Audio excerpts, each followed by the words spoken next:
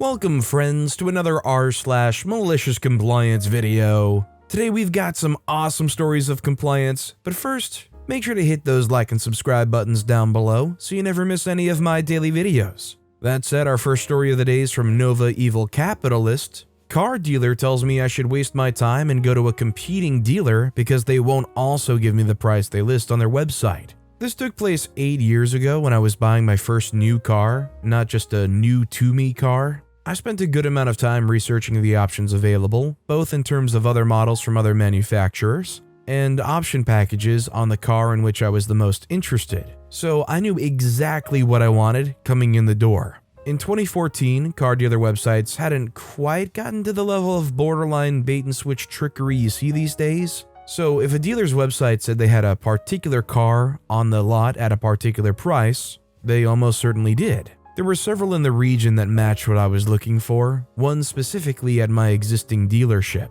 This wasn't a smaller dealership, it was one of the largest in the Northern Virginian area for this particular brand. I had had a reasonably good experience with their service department overall, and figured I'd give their sales department a chance to shine. That was my first mistake. I showed up on a Wednesday after work. It was early June, so with the mercury being in the upper 90s, I was dressed in a comfortable but still very presentable combination of a polo shirt and khaki shorts. When I entered the sales side of the dealership, I could see what appeared to be all the salespeople in a conference room laughing and joking while taking scissors to the tie of the men present.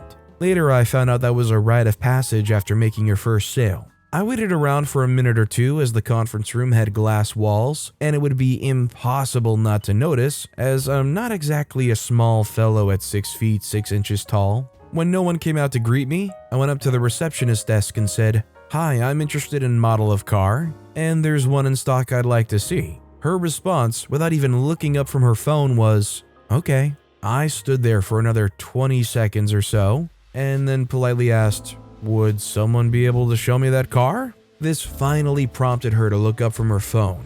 She looked me up and down, scoffed a bit, and said she'd go and get someone. I was willing to give them the benefit of the doubt, hoping that things would turn around. That was my second mistake. The receptionist came back with what looked like the youngest, most wet behind the ears salesperson she could find, as evidently I wasn't worth the time of the more experienced folks. I explained that I was interested in a car that their website said they had in stock, and provided him with the printout showing the stock number, price, and all the other pertinent details. It took him a while to find the car on the lot, but after a brief test drive, I knew it was what I wanted and began the sales process. I had a trade-in which was primarily serviced by them, and for which I'd already had a written offer from CarMax, so I knew how much I should receive for it. He quoted me just over half of that figure. When I pointed out that I could get several thousand more by taking it to the CarMax just up the road, and had a written offer from them for that specific amount, he went and got his sales manager, who offered to drive me there and pick me up afterwards, but they wouldn't match what CarMax offered. I was a bit surprised that they didn't want a nice used car to sell for themselves, 6 years old, top of the line, reasonable mileage, and serviced by them specifically, but again, cut them more slack than they deserved. When we got to price, things really fell apart. He quoted me a price that was several $1,000s higher than what they displayed on their website. When I showed him the printout again, with the noticeably lower price, he looked to his sales manager for guidance. The sales manager immediately took the line that the price listed includes all available rebates and special offers, and you may not qualify for all of them. I was now frustrated and showed them printouts from other dealers in the area that had a similar price shown, and said that if they weren't willing to honor the price listed on their website, I'd just go to the next closest dealer that had that model in stock at that price. His response sealed the deal for me. "Go ahead, waste your time and go to competing dealership. We won't hold it against you when you come back here." I told them, "Okay, thank you for your time. I'll go to competing dealership," and got up to leave. No one stopped me, and the receptionist said nothing as I walked past her out to the parking lot to drive to the other dealership. When I got to the competing dealership, it was already around 8 p.m., as I'd spent a fair amount of time at the first dealership, and Northern Virginia traffic has never been known for being reasonable. I had a salesperson approach me immediately upon entering the dealership, and I explained. I've just come from first dealership and want to buy a particular model of car. Both of you have that car in stock with the options I want. They wouldn't give it to me at the price shown on their website. If you will, I'm ready to sign the dotted line right now. The salesperson immediately took me to his office, verified that they had the car, and confirmed that yes, the price on their website was accurate and I could walk out the door with that price. We started the process, and when we got to the trade-in, I further explained how the other dealership tried to lowball me on the trade. He said if I could produce a written offer from CarMax for the price I mentioned, they would match it. I gave him the paperwork, and without any further discussion, he agreed that they would match that, and we moved on to financing. I hadn't gotten this far with the other dealer, but I'd already lined up financing through my credit union. He asked if I'd be willing to see if his F&I guy could match or beat that figure. I agreed to let him try, and he came back with a rate that was 50 basis points lower. Needless to say, I was already very happy with these people, but that definitely sealed the deal. Right as I was finishing the paperwork, the salesperson from the first dealer texted me to ask if they would give me the car at that price. I responded back that they would, and I was finishing up the paperwork at that very moment. He immediately tried to call me, then texted me saying he'd give it to me for $500 less. I responded to his text that I'd already signed the paperwork and he had lost the sale. Once the paperwork was complete, the exceptionally pleasant and helpful salesperson at my new dealership spent an additional half hour after the dealership had closed for the night, running me through some of the features of the car and showing me how the infotainment system worked. This was completely above and beyond what I expected, as I thought I'd just be reading the 300-page user manual to figure it out on my own. I drove home that night with my shiny new car, a very happy camper. The next day, I decided to rub a little salt in the wounds of the first dealership, so I drove there straight from the office. For context, I work in the banking industry, and at that point it was still very much business formal dress. I showed up in my suit with my briefcase and had people falling all over themselves trying to help me, including the receptionist who clearly remembered who I was midway through me asking for the particular salesperson I dealt with the prior day. She offered me a seat and asked if I wanted some coffee while she went to get him, and I politely said, "No thank you, I won't be here long." She somewhat quietly/sheepishly responded that she'd be back with that salesperson very shortly. There was a couple in the waiting area who seemed a bit displeased that they'd been waiting for a salesperson, but that I got one the moment I walked in the door. No more than a minute later, the salesperson and his manager came out. The salesperson recognized me and with a look of defeat on his face, shook my hand and asked how I was today. Before I had a chance to respond, the sales manager spoke up to introduce himself as if I hadn't spent an hour and a half with him the previous day. After I reminded him that I was there yesterday and he had said it would be a waste of time to go to the competing dealer because they'd never give me the car I wanted at the price shown on their website, his demeanor very quickly pivoted back to the snotty, insolent person I dealt with the previous day. He proceeded to ask, "Well, did they?" with a bit of a sneer. I said nothing but turned to the side and clicked the remote for my new car so the horn would give a few chirps. He said, "Good for you," in a rather curt tone and walked away, leaving the poor salesperson on his own. I shook that salesperson's hand, thanked him for his time, and turned around to leave. The receptionist spoke up as I walked past her and asked in a rather chipper voice if I needed any further assistance. I politely responded that no, the other dealership had provided me exactly what I needed, and I was all set. To make things just that little bit better, as I passed the couple sitting in the waiting area, I saw them exchange looks with each other that seemed to say, "Perhaps we should go to the dealer I mentioned." I said nothing further and walked out of the building wearing the smile of a winner.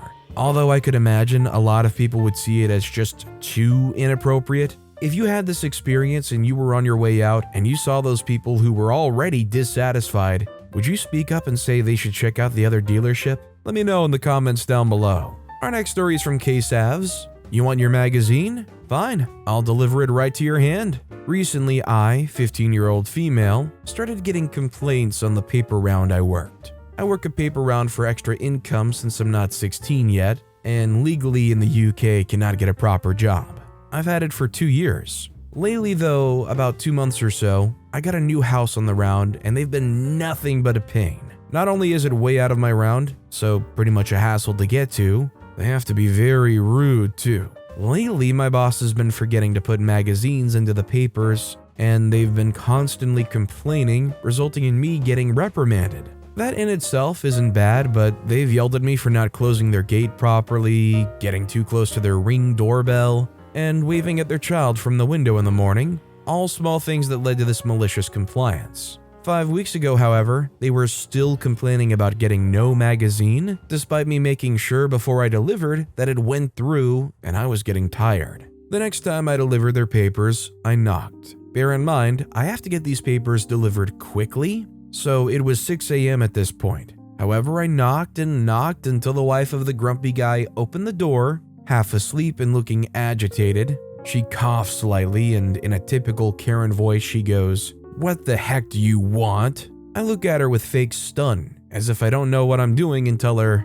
"I'm just delivering the magazine like you asked." At this moment, she knew she couldn't complain because 1, her Ring doorbell caught it all, and 2, I'd physically handed it to her this time, undeniable proof. For the next upcoming weeks, I knocked until they answered the door, making sure to knock extra loud. This morning, however, the husband answered the door and he looked defeated. He flat out looked at me and apologized, in his words at least. "We get it. We're sorry about the complaints. Please stop knocking so early and just get the paper through the door." After that long round, nothing felt more satisfactory than the sweet taste of malicious compliance. I may be underpaid, but it was all worth it to see that face. I love it because as you get older, I swear the single most annoying thing that continues to get more and more annoying the older you get is getting woken up when you're sleeping, especially really early in the morning. But hey, they deserved it. And our final story of the day is from Rabid Rathian.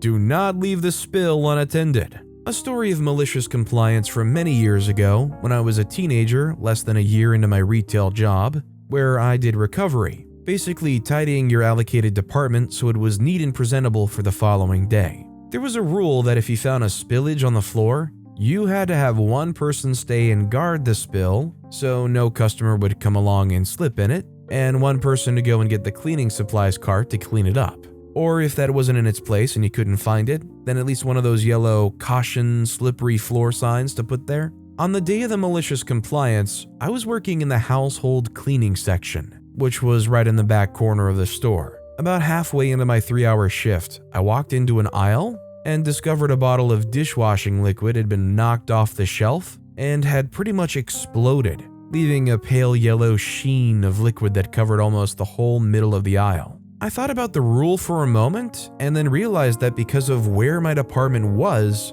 I would be waiting a very long time for another staff member to even realize there was a spill, let alone help, and that it was unlikely customers would go down that aisle in the next few minutes anyway. So I walked out of the aisle and went to go find the cleaning stuff, but only got a few meters away from the spill when I bumped into the store manager, who we'll call Ray. We had the following conversation, paraphrased a bit since this was from around 20 years ago. Ray says, "How are you going with your department?" I say good, but there's a spill in the dishwashing aisle, so I'm just going to get the cleaning cart. They say, "Who's standing watch over it?" I say, "No one. The other staff don't really come up here, so I was going to quickly go and..." "No, you do not leave spills unattended. What if a customer comes along and trips in it? Go back and stay there and make sure any customers who go down that aisle are aware of it." I say, "Okay. In that case, can you please get me the cleaning trolley so I can clean it up?" They say, "No, I need to get to a meeting upstairs.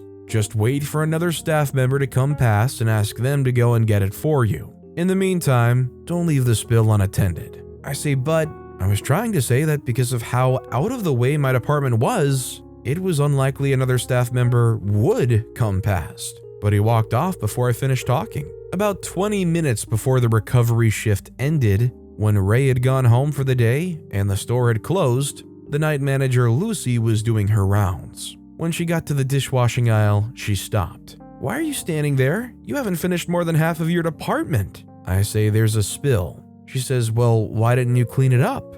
I say, "I tried, but Ray told me off." I explained to her what had happened, and she rolled her eyes and told me to go and get the cleaning cart so she could clean it up after she let all the recovery staff go home. After that, they brought in a rule where if you had a spill and there were no staff around, you were either allowed to leave either a shopping basket over it or create a makeshift barrier around it with stock so that you could go and get the cleaning supplies yourself. Whoever created this rule was very short-sighted because if there was ever a job that I imagine could be very frequently understaffed, it wouldn't be surprising if it was the supermarket, right? They really did not plan for what happens if one guy is around and there's just nobody strolling by. But with that being said, that's all the time we have for today. Now, if you want to hear another awesome story of compliance, check out that video on the left. Or if you missed my latest video, check out the video on the right. That said, I'll see you all next time with some more stories.